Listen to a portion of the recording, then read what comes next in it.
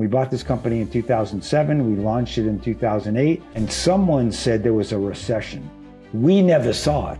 Padel, it's the fastest growing sport in the world currently. We are the first franchise padel company in the country. We plan to have 50 franchisees in our first 12 months. Welcome to the Franchise Champion Show. I'm your host, Alan Regala, CEO and founder of Athlete to Owner Franchise Coaching. I was a D1 athlete and used the principles of high performance training to build and sell a multi-million-dollar franchise business. Now, I want to help others do the same. So let's go. All right. Well, I am super excited to have my very first guest on this show, which is the Franchise Champion Show. And this guest, Barry Falcon, I know is a good friend and mentor of mine. I knew from back in the day when I first started with Shelf Genie. He was the president, and he has a great amount of experience from being a franchisee to being a franchisor and then helping other people franchise businesses as well. So thank you so much for joining us, Barry. Yeah, happy to be here and look forward to chatting with you. All right. I'm actually super excited. Yeah, it's good. I'm as well, and love helping people and sharing the story. Awesome. Yeah, there's so much I don't know about your background, so I'm really interested in kind of exploring that. I'd love to start off with just asking about your background and pre-franchising, and then how you got into franchising. Okay, sure. So quick thumbnail is I grew up in New York City, so right in the heart of the city. I went to high school and college there, and went to Los Angeles on a vacation and never went home. And so I said, well, why would I live in New York in freezing weather and all that when I could live at the beach in Santa Monica? So I ended up staying in Los Angeles. Got married in Los Angeles in 1974. So that's like before you were born. Right? And so loved Los Angeles, and I started working for a company as a young guy. You know, I was young, and I was with that company for a long time, and they asked me to move to Atlanta. So I moved to Atlanta on a business thing to go run a factory outside of Atlanta. So I moved to Atlanta, in 1985, and I worked for this company for 21 years in manufacturing. And then they sold the company and they did a reorganization. So I took my severance package, and then I started doing entrepreneurial things, right? About 1992, 93, I'm doing entrepreneurial things. So, so I did consulting and I had a couple of things. And then I learned about franchising. So my daughter was a competitive tennis player. She started playing at the ripe old age of 6 years old.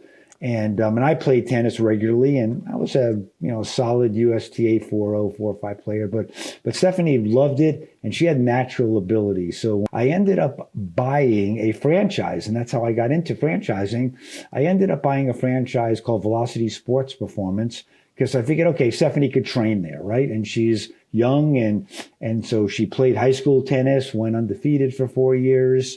Got a tennis scholarship to UNC, had a great freshman year, broke the school record with wins. And so she trained at Velocity Sports Performance, and I grew that business for a while. And then I said, boy, I want to do something else. I like growing and selling. Okay. So I sold that business and moved on to my next venture. All right. So before we get on to the next venture, tell me a little bit, why franchising, first of all? Like, why not start an independent business? Yeah. So, franchising it's really just a distribution model. And so franchising just helps you market things, and it's really just a channel. And so people buy a franchise because they want a proven business model. They don't want to be in business by themselves, and they want to get support and help.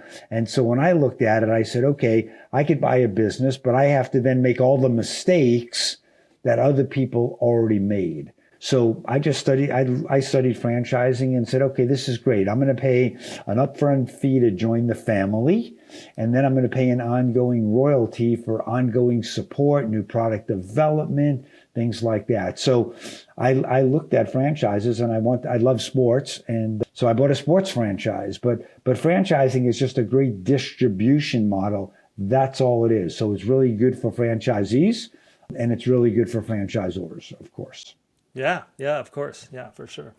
Okay, so you got into this because of your daughter wanting to, or playing sports and playing tennis, which is great. And it's great. Helped her get into college. Yeah, absolutely. Which is amazing. All right. Okay. So, and what happened? You decided to sell. Yeah, so I grew that business, and I said, okay, I don't want to be the franchisee anymore. I want to be the franchisor. And so I grew that business for 3 years and then sold it and said, okay, I'm off to my next venture, right? So I sold that business, and I hooked up with a couple of guys, and we said, okay, we're going to, I founded this company called Shelf Genie, and you manufacture pull-out shelves for kitchens, baths, and pantries. And believe me, you never wake up on Monday morning saying, I want to be in the drawer business, right? You just don't. And so it's not glamorous, but it was a business. And one of the guys had a factory, small little mom and pop thing in Richmond, Virginia. And so we ended up buying that, changed the name from Shelf Conversions to Shelf Genie, and we said, we're going to franchise this. So I had 3 years of franchise experience. I was already studying to be a certified franchise executive. And so I learned a lot about franchising and did a lot of due diligence. So we bought this company and we turned it into a franchise. And so that was right around the recession in 2008. We bought this company in 2007. We launched it in 2008. And someone said there was a recession. We never saw it because our business was a home-based business, not brick and mortar. And so it was, 100,000 or less to get in. And we sold a lot of franchises the first couple of years, and we grew very quickly. And so we outgrew the factory, and we built another factory in Richmond, Virginia. And we moved the company from Richmond to Atlanta. And then we built a call center. So all with the mode of, let's get franchisees, let's help them make money. Franchising is all about franchisees, not about franchisors. It's all about franchisees. It's getting them up, opened, and profitable, and then guiding them, mentoring them, coaching them, sharing best practices with the entire system through quarterly meetings, annual conferences, and that's what makes franchising so great. Yeah. Yeah, no. So yeah, and I was a part of that wave at the beginning there in 2010 is when I bought my Shelf Genie franchise, and I got the pleasure of meeting you. So you going from being a franchisee to a franchisor, cannot be easy. I mean, that's a huge step in it. It's just a different direction and a whole lot of different responsibilities. What was that like? What were some of the challenges that you faced in doing that? Well, being a franchisee, you're counting on the parent company or your parents to kind of help you and guide you and mentor you. And sometimes those relationships are not very good.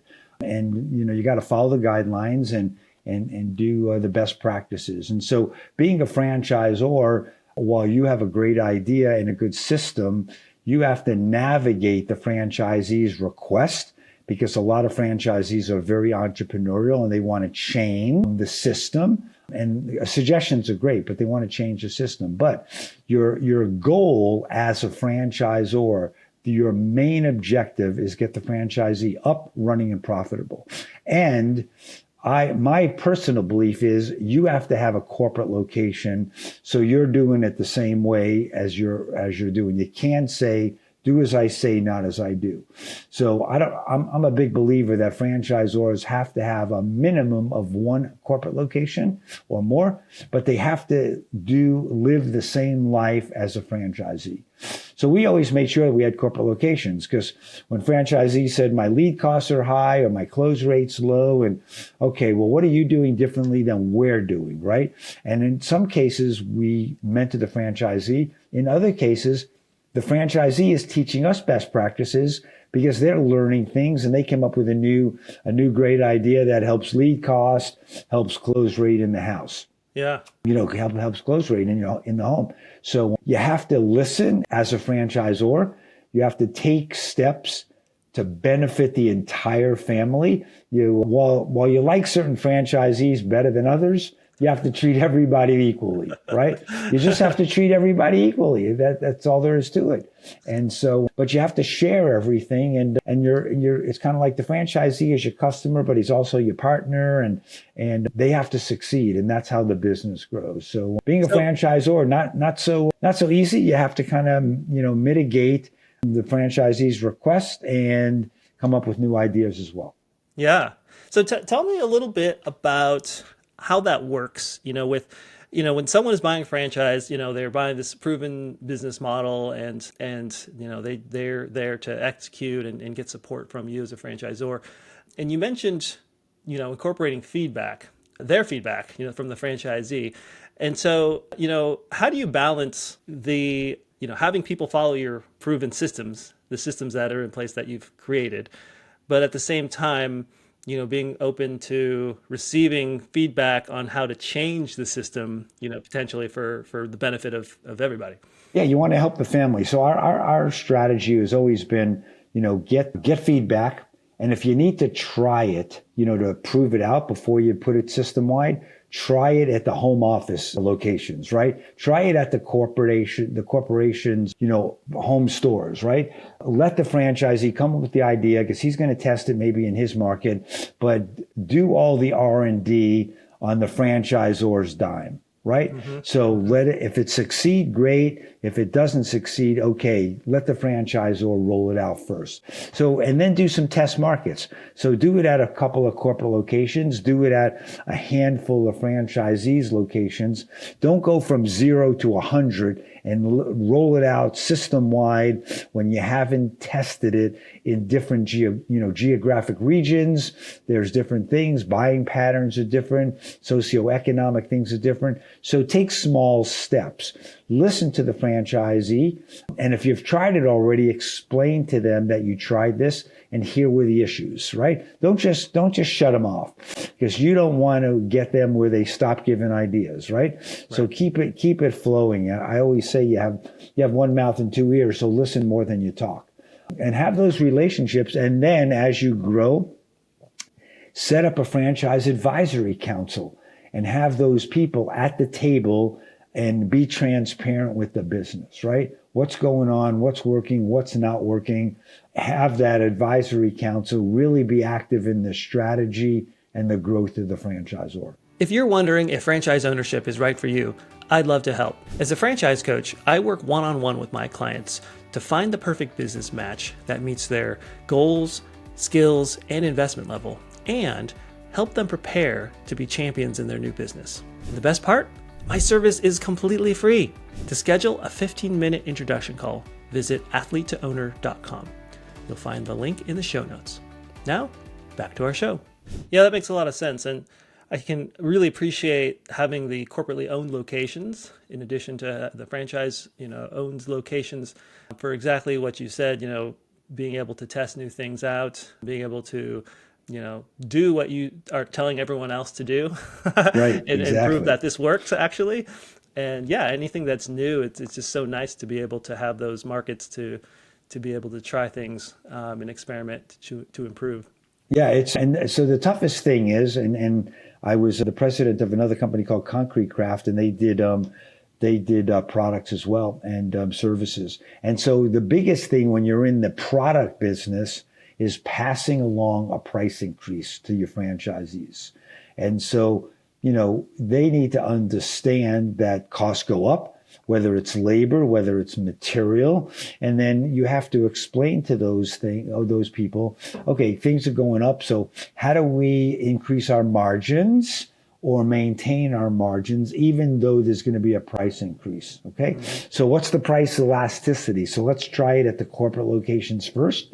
We have a price increase at the corporate locations just like the franchisees. So let's try it. See what happens. Does it change close rate? Does it change average order? Because at certain points, certain times, the price just is going to go up. And it's not like gasoline where you change every day.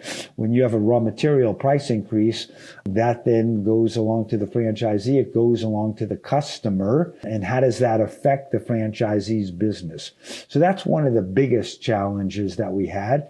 And so we had to kind of bring the franchisees for them to understand, hey, we have one key component. And if the price goes up, the cost goes up for everybody. So very, very, very, very important to, have the franchisee and how we overcame some of that was we instituted a volume rebate program. So the high volume franchisees we're able to get rebates on a quarterly basis based on their volume. So in most cases and in most industries, volume generates a lower cost. So we basically, we didn't want to penalize high volume franchisees. Instead, we wanted to incentivize them. So we gave them rebates. And so that offset some of the costs that were increasing. So by getting a quarterly rebate, they ended up saving money and really increased their margins. But that took a little while and then to implement. And then and the other interesting concept that we had was we had franchisees all over the United States.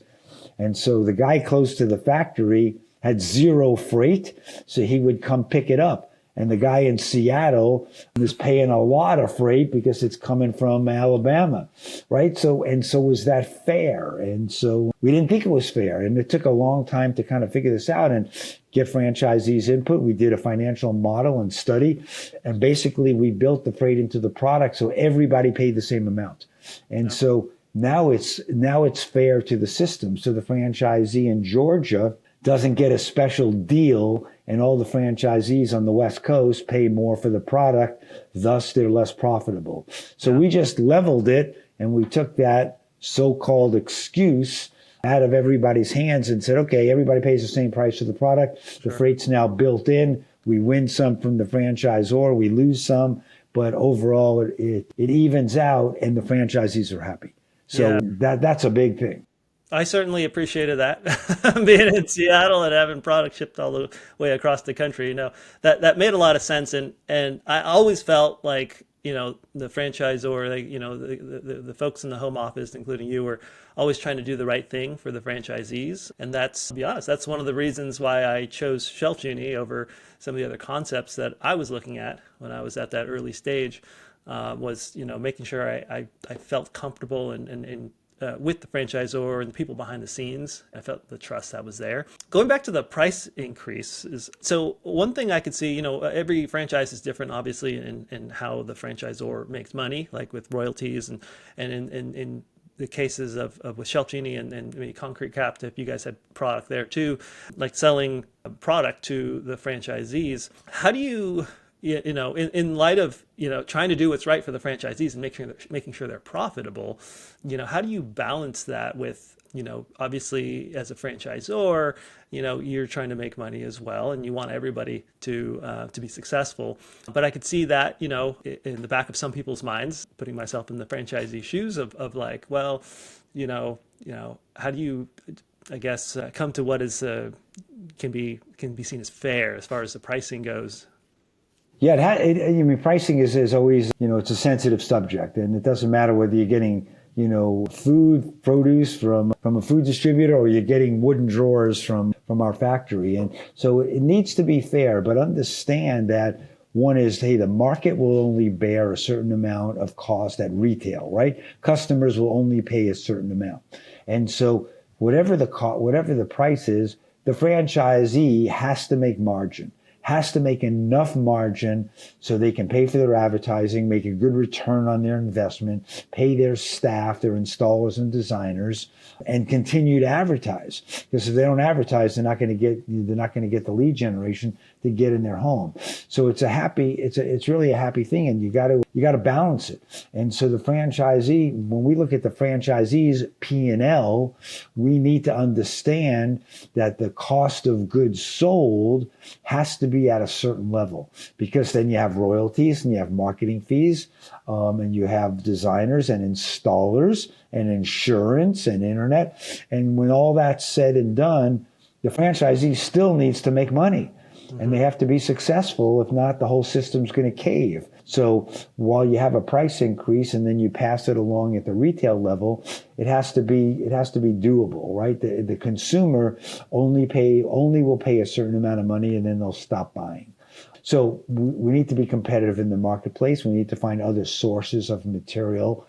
But the franchisee has to look at the franchisor must look at franchisees' P&Ls. They have to go really scrub through that with the franchisee, taking out all the vacations and personal stuff that they might run through the business. But the business has to be profitable, and it's the franchisor's responsibility in any business to make sure the franchisees are making money. Yeah. Yeah. I mean, that is huge to know that, a franchisor will have that kind of mindset that they're really looking after the franchisees. So important. So, you spent quite a number of years as a president of Shelf Genie, and eventually, things grew and roles changed and such. And eventually the business was sold to Neighborly, right? And for those that don't know who that is, maybe you could explain a little bit about how that process worked and who they are. Yep. So one is when we started the Shelf Genie, it was always a plan to grow and exit, right? And so we kind of kept things organized, and that was the plan. I left the day-to-day operation after 5 or 6 years, and I went to be the CEO of another company called Concrete Craft. And one of our franchisees at Shelf Genie, Andy Pittman in Raleigh, became the CEO of the company. So I was the chairman, and Andy reported to me. And so I went to build another company called Concrete Craft, and I built that for 3 years and then sold it to a private equity company called Home Franchise Concepts. And then I was doing franchise consulting, and then Sorry, just to back up here. Okay, so I didn't realize you had actually built and sold that before. I did. I sold it. I did. So I built. Okay. I built Concrete Craft up to about 35 locations, and then it was time to exit. I was not the founder. I was the CEO, and I was brought in as a partner to help grow it and then exit. And so we put that together, and so I got my first experience with selling a franchisor and sold that to Home Franchise Concepts in December 2014. Got it. So I transitioned out after 90 days. The two founders stayed on. I negotiated a 5-year employment agreement for them, and they stayed on for 10 years or more before ultimately they left. Okay. And so tell me a little bit more with that one. What was because, people hear about private equity and companies being sold to private equity and sometimes good things, sometimes bad things. With that, in Concrete Craft, can you tell me a little bit more about, your role? Was that the intent from the beginning when you kind of came on board? It was the intent from the beginning. And I knew the industry. I knew most of the home service franchise companies. It was a little too small for Neighborly at that time. And so we looked around, and through a network of friends, they said, hey, Home Franchise Concepts was the franchisor of Budget Blinds at that time, and they had that in one other closet company called Tailored Living. And so I just approached them and said, hey, we got a business here in Atlanta, and we're doing this kind of revenue, and this is what we'd like to sell it for. So it wasn't a big, and I'll talk about the Shelf Genie transaction, but this was an easy one because I went right to the source. They were looking to buy a company and kind of expand their franchising. And this was a, relatively inexpensive acquisition for them. So, hired an attorney, did the due diligence, and then we closed that deal, right? So we closed it. I transitioned out after 30 or 60 days. John and Dan stayed on board. And so after that, then we started to plan the Shelf Genie exit. And so, Shelf Genie, we sold it in the pandemic at September 30th, 2020, right in the middle of the pandemic. But the process was, I hired an investment banker called Boxwood Associates. They're really good, and they know the middle market. We had to get our act together internally with Shelf Genie. We had too many companies. We had a call center company. We had a manufacturing company. We had 6 corporate locations. Each one was a separate company, and it was very convoluted. And so we kind of cleaned all that up. It took us, 9 months or a year to kind of get all the legal stuff cleaned up. And so we hired Boxwood, and they went out to auction. They built the pitch deck, and they went out and they went to all the platform companies that you could think of, right? Authority Brands, Neighborly, Home Franchise Concepts, and all the platform companies. And a platform company is somebody that has, many companies under one umbrella, right? So went through the process of, letters of intent and airport meetings because we didn't tell the staff. We met the potential buyers at the airport. Myself, the CEO, and the controller were the only people that knew because we need to be able to give financials. And so, and why'd we do it like that? Because we don't need the rumor mill going and everything happening. And so, in my experience, when a private equity company buys a company, they're going to buy it for some multiple of earnings. Okay. And so in most cases, after they buy it, they're going to infuse capital, infuse technology, infuse marketing expertise, because they need to get a return on their investment. They're not buying it, just they want to buy it, grow it, and flip it. So when we did our marketing and got it down to 2 potential buyers, all giving us offers, Neighborly came up with an all cash offer, so no earnout, no you have to reinvest and all this stuff. So it was clean, very, very clean. So had a board meeting and we all said, let's do it, right? So we accepted Neighborly's offer, closed, I think, in 30 or 45 days. Yeah. They did their due diligence. We had quality of earnings. Boxwood handled all the negotiations, so to speak. And one day on September 30th at 12 o'clock, we had our closing call. And Neighborly was now the proud owner of Shelf Genie. Wow. My transition period at that time was probably 6 or 7 minutes. Andy was the CEO. The wire transfer hit the bank account. I popped a bottle of champagne and we said, thank you very much. It's been a good run. Yeah, that's amazing. It's I hadn't actually heard any of this before, so this is really really very interesting for me to hear. And from the franchisee's perspective, that's this podcast is all about helping people, especially those that are looking to potentially buy a franchise. And with something like this, a bunch of questions come to mind. Like, what kind of impact does this have on the franchisees, right? What does life look like after being, gobbled up by a large company? And can you tell us a little bit more about just Neighborly itself? Yeah, so Neighborly is a private equity. Right now they're owned by KKR. Mm-hmm. They're a very large private equity. But Neighborly's platform has 33 or 35 home service brands. They're huge. They are the largest platform company in the world. Billions of dollars in revenue. They were based in Waco, Texas. I think they have an office in Dallas now as well as Waco, but a very, very large company. So so a company buying another franchisor, what that brings to the table is purchasing power. When they're doing printed matter, instead of doing 1 million impressions, they're doing 10 million impressions. So they get costs down. And so they infuse capital and technology and things like that. So I think it's been good for the franchisees after the transition. Neighborly paid a lot of money for Shelf Genie, and so they need to recoup that investment, right? So it's 5 years now, right now. They bought it in 2020, and now it's 2025. So I'm coming up on 5-year anniversary. They're still growing. I think they're over 200 locations now. And the business is still going, and the franchisees are healthy, and the franchisees like yourself sold. And it's always good when a franchisee sells. It's healthy for the system for that to happen. So being owned by a private equity company, while people say, well, they're just all about the numbers, they don't care about the people. They do care about the people.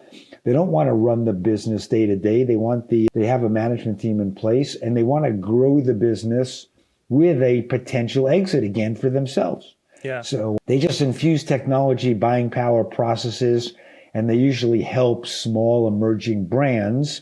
And Shelf Genie was maybe not so emerging with well over 100 locations at that time, but they help them by infusing, marketing dollars. Yeah. How do we get more franchisees? So my experience with private equity companies is it's always good for the franchisee. I've never seen it bad for the franchisee because the private equity company wants to get a return on investment. So they want it to grow, and they want it to grow quickly.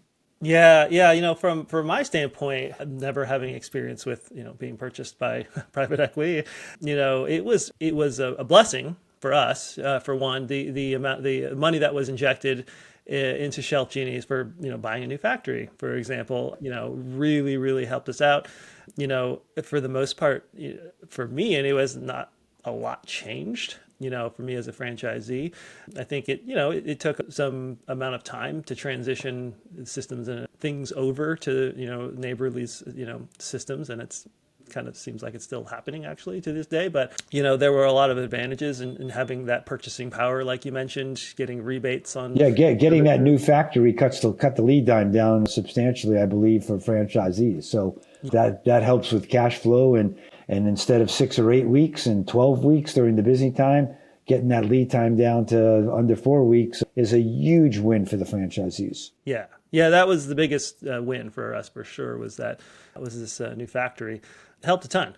And yeah, I mean, I think, again, at least, stories, I've heard from other folks just about, private equity, buying and then just trying to building things up and then trying to flip it and sell it. I think, can be a good thing. Like in this situation, I think it felt like a good thing, and it still seems like a good thing with KKR and Neighborly. They've done a really great job. I think in other instances for the franchisees, potentially once, they get bought, if it's not the right kind of company, or maybe they don't have the same value. Yeah, the culture has to work. Yeah, for yeah. Sure. I've heard horror stories about this where, maybe it if they're all about the dollars, maybe they completely change the culture and things, drastically change this way for the worse.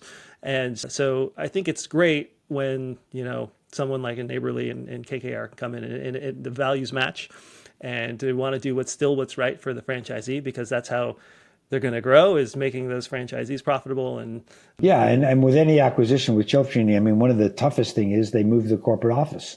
Yeah. Right. So here was a Atlanta-based company, and so they made some people some offers to move to Dallas, and other people they didn't. But over time, they basically moved the office to Dallas, and so that was just part of the consolidation of being smart from a business standpoint, and so not having duplication of labor. So that's a tough thing when franchisees know all the people in the home office, and now that's going to change, and that's, change is tough, right? But hopefully the change is good, but there's gonna be change when a PE company makes an acquisition. Yeah. Some change, not drastic, and hopefully it's all good. Some things, that's, no one wants any change. I mean, if you're not changing, you're not growing. And so at some point, you move the office to another city, and it happens. And Concrete Craft, the office was in Georgia, and then it went to Orange County, California. And so now it's in Dallas also, right? They have a training center in Dallas. So things change, and, where the home office is doesn't affect the franchisee unless he's coming for a meeting or something. It's all about, how do I keep my margins, grow my business, and build my business so one day that I might want to sell it. If you're finding today's conversation valuable, I'd like to offer you my free book, The Franchise Fit Playbook, a champion's guide to choosing the right business. This comprehensive resource walks you through the exact process I use with my coaching clients to identify their perfect franchise match. Download it for free at athletetoowner.com/playbook. Now, back to the show. Okay, so post Shelf Genie sale, you were helping other companies grow and become franchises. Is that correct? Yeah, correct. So and after I sold Concrete Craft, which was in 2014, I went to work for a company called iFranchise Group. They're a franchise consulting company, probably the largest company in the world that does franchise consulting. And I hired the iFranchise Group to help me launch Shelf Genie. So they did operations manual, strategic planning, website marketing plans. So they were a strategic alliance for us when we were building out our franchise and then getting the legal documents done. So I was really good friends with the two owners, Mark Siebert and Dave Hood. And so when I sold Concrete Craft and I was the chairman of Shelf Genie, they asked me what I was going to do next. And I said, I don't know, I'm going to go get another franchise company, grow it and sell it. And they said, why don't you come work for us? So that I did that in 2014. I've been there ever since. And so my role there is talking to companies that have at least one or more locations, and they want to franchise it. So I go through the entire franchise process. We do webinars and then see if they're a good candidate to franchise their business. So in the last 11 years, I've helped a lot of companies, successful companies, franchise their business and grow, and a couple of them have exited already, but I still work with iFranchise Group, and then as I got older, I said I'm going to grow another franchise business. So me and a couple of guys just started a new venture. Oh man, you just keep going. You can't sit still. You just got to keep building, I guess. Well, I'm not ready to retire, and so because it's fun, if you didn't do anything every day, and so I like the mental stimulation, franchising has been very, very good to me. and very good to my family. And so I love franchising, and that distribution model works. And so what are you going to do all day? I spend time with the kids. I play pickleball. I play padel. I still want the social interaction. I want to build another business and mentor people along the way. So I just launched another franchise based another franchise based in Tempe, Arizona called Conquer Padel. And Padel is it's a racket sport like squash. You play in a glass enclosure with a net, a tennis ball, and a paddle. It's the fastest growing sport in the world currently. Born in Mexico. Pickleball is the fastest growing sport in the United States. But I saw the growth of pickleball, and I see the growth of padel. So I partnered with a couple of guys that know padel and one pickleball player, and we franchised our business. And so we just launched the franchise recently. We have our first corporate location will be opened in Tempe, Arizona in 60 days or less. It's currently being built out. We have franchise prospects in the pipeline right now. We're very, very excited about it. We'll have 5 courts in a 22,000 square foot, totally air-conditioned, state-of-the-art building. And we're going to open up 6 more corporate locations. We're raising $15 million in a corporate fund to open up in Atlanta, in Salt Lake City, in Denver, San Jose. So I told my partners, I said, I'm 73 years old. I want out by the time I'm 80. So let's run and let's have fun, and then let's look to exit in 7 years. So oh my gosh, that's incredible. That's the plan right now. So that's keeping me pretty busy. Our grand opening will be in July. And we'll have a lot of fun doing it. So I'm also learning how to play, which is a fun racket sport. And I would tell anybody, if they've never seen it before, go to YouTube and put in padel. In some countries, it's called padel. In other countries, it's called paddle. It grew up in Mexico. It's very, very big in Europe, South America, and it's coming to the U.S. We are the first franchise padel company in the country. Yeah. So we're going to grow, and we plan to have 50 franchisees in our first 12 months. Yeah, padel is pretty amazing. So I've never played padel. I'm obviously a tennis player, as you know, and love racket sports. Seen lots of pickleball, played some pickleball, but padel is one of those things that I've only seen in videos, like YouTube videos, like you mentioned. And I highly recommend anyone go look that up. Padel is how you spell padel. And it is crazy the kinds of points that you can have. Very creative, and just, hitting off the wall, going outside of the court, and, playing out there and come back in, and just. So it's all doubles usually, and it's on AstroTurf. So kind of like with a deflated tennis ball. And so the old guys like me, it's very easy and forgiving on your knees versus playing stuff on hard courts, right? And so it is fun. It's easy to learn. Kids love it. They're out there, hitting the ball around, learning the rules. There's a lot of strategy. So the standard line in the industry is pickleball is checkers, but padel is chess. So a little more strategy of lobs and drop shots and slicing off the glass walls, and it's an up and coming booming sport. So we're active with the schools in the neighborhood right now and setting up leagues and drills, and it's just fun. And so it's fun being a pioneer of somebody that's first. And so as I said, we'll have some competitors. I'm sure there are padel clubs out there, but no franchises. We're the first one to franchise. Okay, so the first couple of businesses you franchised, you got Shelf Genie, Concrete Craft. I mean, these are home improvement businesses. I'm assuming Concrete Craft was maybe similar as far as, being relatively low cost. Yeah, to get it, sure. Maybe home based. And you're talking about $100,000, maybe it's $100,000 to $200,000, investment. And now you've got the opposite end of the spectrum here. Assuming that is for padel sure. is like maybe a multi-million-dollar investment, right? Yep, it's correct. You hit it. And so it's $1 million to $2 million at least, and $2.5 million.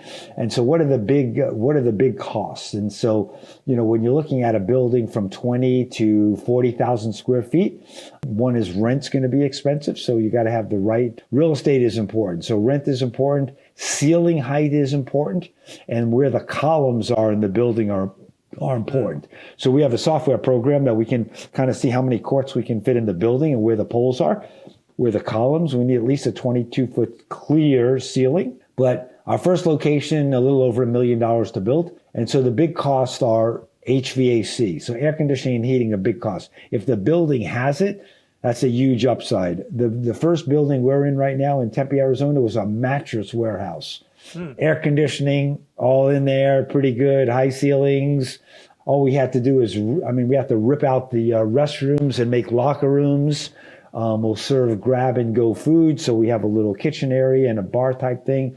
And so a reception area, and the ceiling height was there. So, it's going to range from $1 million to $2.5 million, depending on the building, what's there and what you have to put in. But a lot of landlords now, they see the growth of the sport, and they're given some good tenant improvement allowances as well. But then, you'll have members will pay a monthly fee, and then they'll pay some court time. But yes, opposite end of the spectrum, from 100,000 all in to this is $1 million to $2.5 million all in. Okay, so with this type of investment, obviously very different, which is, you're probably going to have very different types of buyers. Tell me from someone who is, looking at potentially buying a franchise and getting into this space, what would be the kind of characteristics, like ideal characteristics of someone who's looking to buy, start a Padel franchise versus... Of course, they have to have the financial net worth to be able to afford it and or go get a loan. But a lot of people will buy it that are high net worth individuals, multi-unit operators, and they're looking for the next big thing, right? So there's plenty of franchisees out there that own 10 or 20 Orange Theory fitnesses, and they ran that bandwagon from the start, sold and exited. And so Anytime Fitness and Light, things like that. And so our target candidate is going to be a multi-unit operator, somebody that likes sports. They might have bought a trampoline park in the past, so they're used to a big investment, but a very good return. It's not going to be, or it could be an exec with a check, somebody that just got downsized and they got a big severance package. But it would need to be an exec with a check, not a manager with a check, because he couldn't afford the startup, right? But there's a lot of, a restaurant costs a couple of $1 million to get in, and so does a trampoline park, so does a pickleball facility. And so there's a lot of big box stores, that are franchises.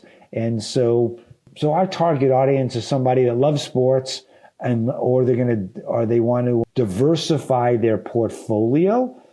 So they might step into the club maybe once or twice. They might buy it as an investment, hire a general manager, and that general manager gets it open, runs it, and might have equity. So people that own a lot of other fitness concepts, they might just do it to diversify the portfolio and say, sure, I want to get in on the new wave, just like they did on boutique fitness. So they can do a manage the manager model. They don't have to. Yeah, correct. Absolutely. There's people that own, 50 yoga studios and they've never been in one, right? So they're just a multi-unit operator and they build their infrastructure. So there's, like Ninja Nation is a big box store, 10, 15,000 square feet for ninja type training and stuff for kids and adults and birthday parties. And so the business model for Conquer is, of course, memberships and people playing, but it's corporate events, it's team building, it's birthday parties, all of those activities, and we'll be open 6 a.m. till 10 p.m. So a lot of people will come before work and a lot of people will come after work, right? And during the day, you'll have leagues and ladders and you'll have stay-at-home moms that want to get out and play, because the sport is, there's a lot of women that play. So it's not male-dominated by any means. There's leagues all around the world. There's tournaments. And so we'll have all of those activities at our clubs. Nice. Okay. So you mentioned pickleball as well as being, the fastest growing sport in the U.S. And so you have ties into pickleball as well? Yeah, I live in Peachtree City, Georgia, and I live in my oldest son said, "Hey, Dad, they're building an old age home down here where I live. You ought to come take a look at it." So that means active 55 and over. So I looked and I bought a house. My wife and I bought a house 5 years ago, and it's an active 55 and over community. And I played tennis and I played racquetball. And some guys I met said, "Hey, let's go play pickleball. We got courts." And I said, "Yeah, I've kind of vaguely heard of pickleball." Well, I got out there, and if you're a racket sports player, you pick up pickleball and you love it. So I played a couple days a week. Then I got, of course, obsessed, which my wife will tell you, and got to play 5-6 days a week. Then I'm playing tournaments, traveling all over the country. Then I said, okay, whatever. And so I was a pickleball fanatic. And so now I've backed off a little. But a couple of my friends said, "Hey, it's hot in Atlanta. It's rainy. There's pollen. Let's build a pickleball facility." Of course. Sure. Because so, why not? Yeah, right. It's like, okay, so we're building, I'm an investor in a pickleball facility called Let's Go Pickleball. And it's going to open in August, and it's going to have 20 indoor pickleball courts and 2 padel courts. Because I said, hey, padel is the fastest growing sport, and I'm involved with padel. We got to have some padel courts here. So put 2 padel courts in, 20 pickleball courts, 63,000 square feet, ready to open in August. And so I can play some pickleball, I can play some padel, and I just love my racket sports. And of course, we'll have some ping pong tables there. We'll have ping pong tables at Conquer as well. So I'm a big racket sports guy. So I play pickleball normally in the mornings. I'll play padel every other day or something, and I'm learning that game. I'm more of a pickleball guy than padel because I'm a little older and I got to run a lot more in padel. So you guys are creating a facility with the pickleball courts and then a couple padel courts. Is this going to be a franchise as well? Absolutely. Of course it is. Without a doubt. Our franchise documents are final, and we hired our sales team. We're outsourcing the sales in both companies, in Conquer Padel and Let's Go Pickleball. So we've hired professional sales organizations to handle it because they're good, and I like to surround myself with the best people. So 2 different sales organizations, one for Shelf Genie, for Let's Go Pickleball, and one for Conquer Padel, both launching here very, very soon. Websites are up and operational, and love to give anybody a tour of any of the facilities if they're interested. Alan, I'm sure you and I are going to play pickleball or padel the next time we see each other. For sure. I would love to. So get back to our franchisees. You've got a wealth of experience in franchising and mostly being a franchisor, of course. What's the biggest mistake that you see franchisees make when they, I guess, from 2 standpoints. One is when they're investigating franchises before they've actually purchased, and then the second is after they become a franchisee. What are the? So I think one of the key things at the beginning is the franchisee needs to understand 2 things that are really, really important. One is, what are the financial requirements? So they got to make sure that they're not undercapitalized, right? So if you could afford a Chevy and don't go buy a Porsche because you're going to drain your cash. So make sure you understand the build out cost, the one time getting started, and what's the operational cost, so you don't go broke in 90 days because you didn't have enough operating capital. Mm-hmm. The other thing is really, really understand your lifestyle, of what kind of lifestyle you want. So do you want a business that's open 6 or 7 days a week? Do you want a business that's opening from morning till night? Do you want a business that takes in a lot of cash and you're not there? So understand lifestyle, right?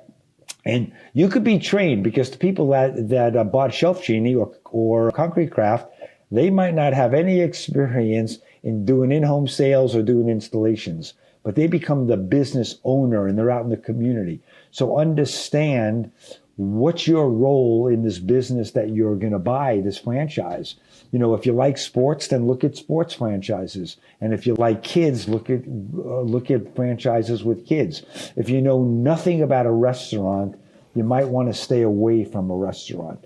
But what's your lifestyle, right? And so when I bought Velocity Sports Performance as my first franchise, I was the franchisee, but I had a general manager.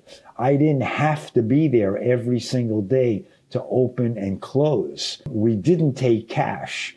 And this is back in 2003, 2004, 2005. We didn't take cash because I knew that cash makes honest people dishonest.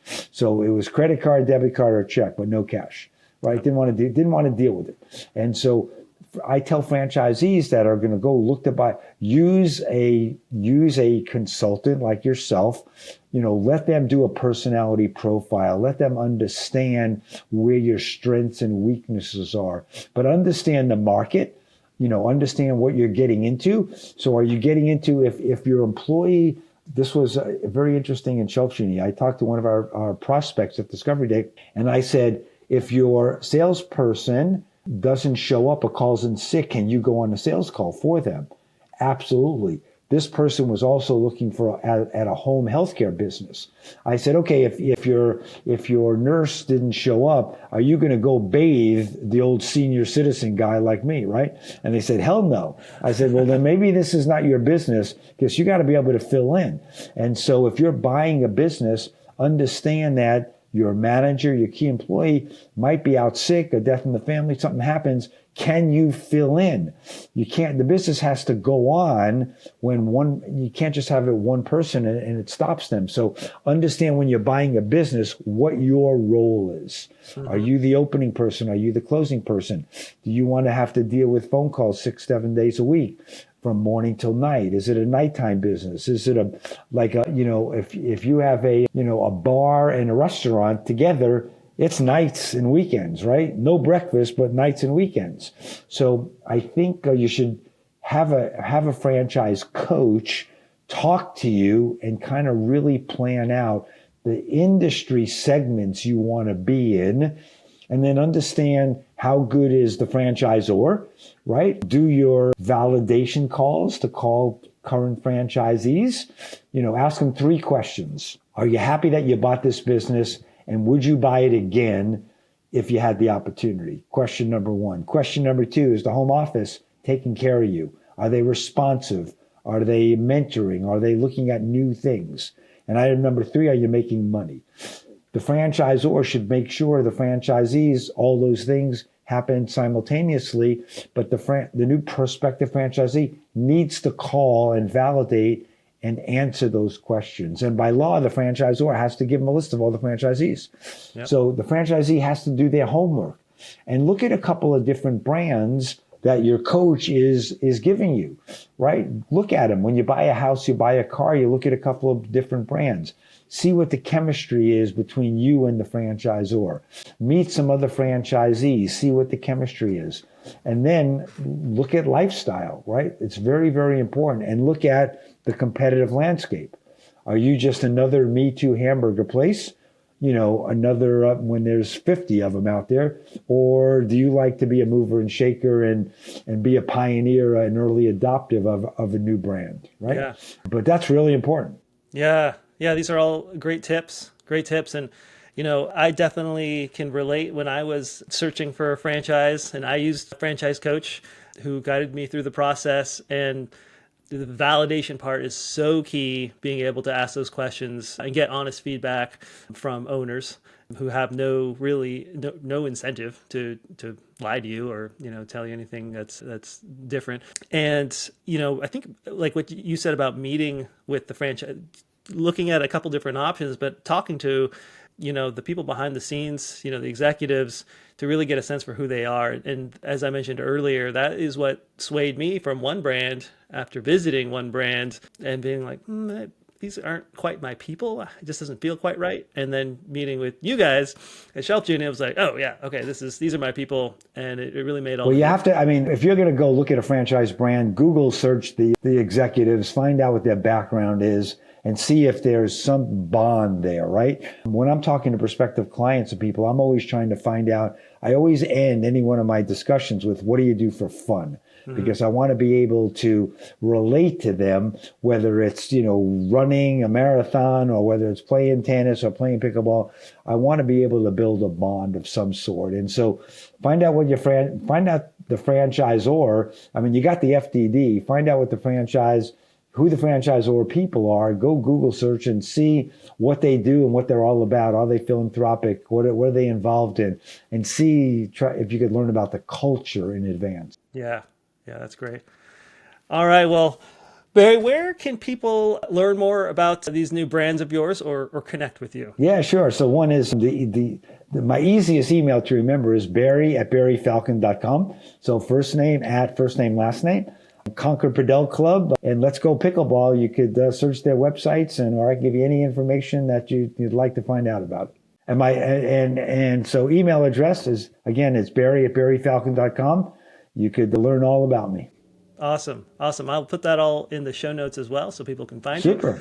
you. Congratulations on being a franchise champion, Barry, and thank you so much for sharing some of these nuggets of wisdom to all our future champions. Anytime. And I would tell folks, you and I have a long relationship of 2010, so 15 years, and that's what franchising is all about. Make friends, have relationships, help each other, mentor people, learn, and keep those relationships going and keep them in your inner circle.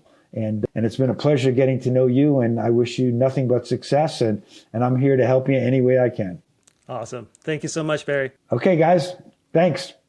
Take care. Okay. Have a great night. I'm passionate about helping people find success in franchising like I did. These episodes take a lot of time and effort to make, and I'm committed to delivering high-quality content for you. If you found value in these insights, please take a moment to subscribe and leave a rating wherever you're listening or watching. Your support means a lot to me. Thanks for listening to the Franchise Champion Show. I'm Alan Regala, and I'll see you next week.